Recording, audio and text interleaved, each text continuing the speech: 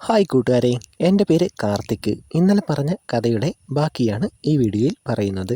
റൂമിലിരിക്കുന്ന എൻ്റെ അടുത്തേക്ക് അമ്മയുടെ കൂട്ടുകാരി സുമിത്ര ചേച്ചി വരുന്നു. കയ്യിൽ വില കൂടിയ ഒരു മൊബൈൽ ഫോണുമുണ്ട്. ഫോണ് എനിക്ക് വേണ്ടി വാങ്ങിയതാന്ന് പറഞ്ഞ് എൻ്റെ കയ്യിൽ തരുന്നു. അതിനുശേഷം ഫോണിനെ പറ്റിയുള്ള കാര്യങ്ങളൊക്കെ പറഞ്ഞു തരാം എന്ന് പറഞ്ഞ് എൻ്റെ അടുത്തിരുന്ന് ഓരോ കാര്യങ്ങളും പറഞ്ഞു തരികയാണ്. മുമ്പിലെ വര എനിക്ക് മുഴുവനായി കാണാൻ പറ്റുന്നുണ്ട്. ചേച്ചി ഫോണിനെ പറ്റി പറയുന്നത് ശ്രദ്ധിക്കാൻ പറ്റുന്നില്ല. അത് മനസ്സിലാക്കിയ ചേച്ചി കോല് കയ്യിലെടുത്തിട്ട് എന്നോട് പറയുകയാണ്, മോൻ ഒരിക്കലും മോൻ്റെ അമ്മയെ വിഷമിപ്പിക്കില്ല. മോൻ്റെ അമ്മ എന്ത് തീരുമാനമെടുത്താലും മോൻ അമ്മയുടെ കൂടെ നിൽക്കും എന്ന് ചേച്ചിക്ക് വാക്ക് തരണം. എന്നാ മോന് ഇഷ്ടമുള്ളതൊക്കെ ചേച്ചി തരും. എനിക്ക് പെട്ടെന്ന് ഒന്നും പറയാൻ തോന്നിയില്ല. അമ്മ എന്ത് തീരുമാനമാണ് എടുക്കുന്നതെന്ന് അറിയില്ലല്ലോ. അച്ഛൻ ജീവിക്കുന്നത് തന്നെ എനിക്ക് വേണ്ടിയാണ്. എന്നോട് നല്ല സ്നേഹമാണ്.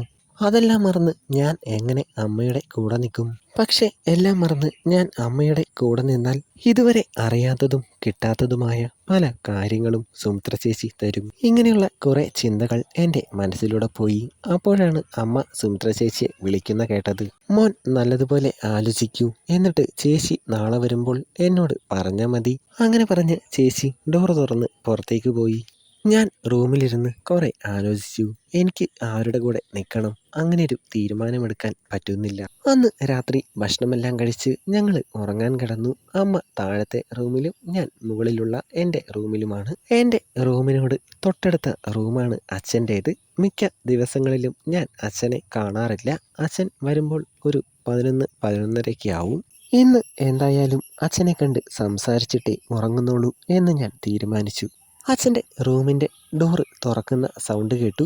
അച്ഛൻ വന്നു എന്നെനിക്ക് മനസ്സിലായി. ഞാൻ എൻ്റെ ഡോറിൻ്റെ അടുത്തേക്ക് വന്നതും അച്ഛൻ ആരോടോ സംസാരിക്കുന്നു. എന്തായാലും അമ്മയോടല്ല.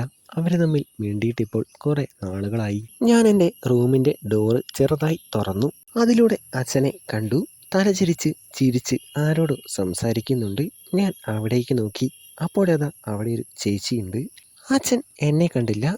പെട്ടെന്ന് തന്നെ അവർ റൂമിലേക്ക് കയറിപ്പോയി. അച്ഛനെ ഓർത്ത് ഞാൻ ഇന്ന് എന്താണോ വേണ്ടാന്ന് വെച്ചത് അതാണ് അവിടെ നടക്കുന്നതെന്ന് എനിക്ക് മനസ്സിലായി.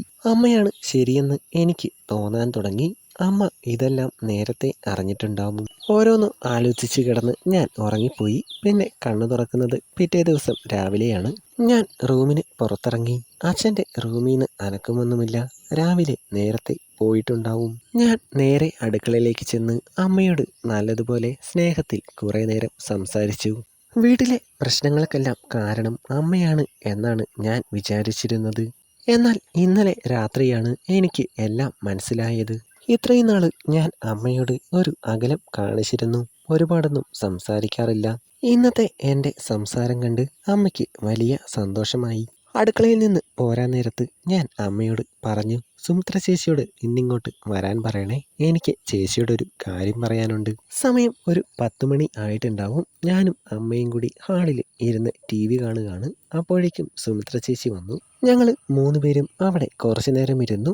അത് കഴിഞ്ഞപ്പോൾ നല്ല തലവേദന എന്ന് പറഞ്ഞ് ചേച്ചി മുകളിലത്തെ എൻ്റെ റൂമിലേക്ക് പോയി. കുറച്ച് കഴിഞ്ഞപ്പോൾ ഒരു കപ്പിൽ ചായയുമായി അമ്മ വന്നു. ഇത് സുമിത്രയ്ക്ക് കൊണ്ടുപോയി കൊടുക്കാൻ പറഞ്ഞു. ഞാൻ റൂമിൽ ചെന്നപ്പോൾ ചേച്ചി കസാരയിൽ ഫോണും നോക്കിയിരിക്കുകയാണ്. ചായ വാങ്ങി ഒന്ന് കുടിച്ചതിന് ശേഷം ഇന്നലെ ചേച്ചി പറഞ്ഞ കാര്യം മോൻ ആലോചിച്ചോ എന്ന് ചോദിച്ചു. അമ്മ എന്ത് തീരുമാനം എടുത്താലും ഞാൻ അമ്മയുടെ കൂടെ ഉണ്ടാവുമെന്ന് ചേച്ചിയോട് പറഞ്ഞു. അത് കേട്ടതും ചേച്ചി എണീറ്റ് കട്ടിലിൽ എൻ്റെ അടുത്ത് വന്നിരുന്നു. ഇനി പറ, ഇതിന് പകരമായിട്ട് ചേച്ചി മോനെ എന്താ തരേണ്ടത്? ഞാൻ ഒന്നും മിണ്ടിയില്ല. ചേച്ചി എൻ്റെ കൈയെടുത്ത് ബലൂണിൻ്റെ മുകളിൽ വെച്ചു. കവറിൻ്റെ ഉള്ളിൽ നിന്ന് പഴമെടുത്ത് അത് കഴിക്കാൻ തുടങ്ങി. ആ ഒരു നിമിഷം അതിന് പകരം വെക്കാൻ ഈ ലോകത്ത് വേറൊന്നുമില്ല എന്നെനിക്ക് തോന്നി.